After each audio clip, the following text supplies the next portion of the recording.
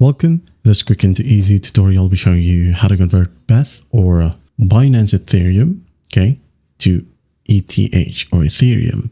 So first up, go ahead and open up your Binance web or Binance app.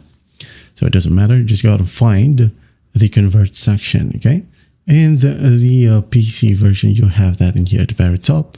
So we have trade, just hover your mouse onto it. Now here we have convert and block trade.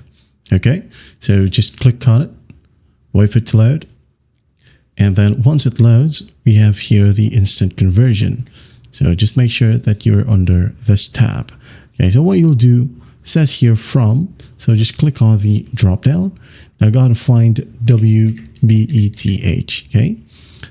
This is what we're looking for, the wrapped beacon Ethereum or WBETH or simply BETH, So once you have it located, just go ahead and click on it. Now convert it to what? So find Ethereum right here. So just click on it. Now go ahead and enter the amount of BETH that you'd like to convert to Ethereum. Let's say we're going to add in 10 BETH. So it'll be converted into 10.792 Ethereum. If you're happy with it, you can now go ahead and click on preview and just make sure that you do have an available BETH right here.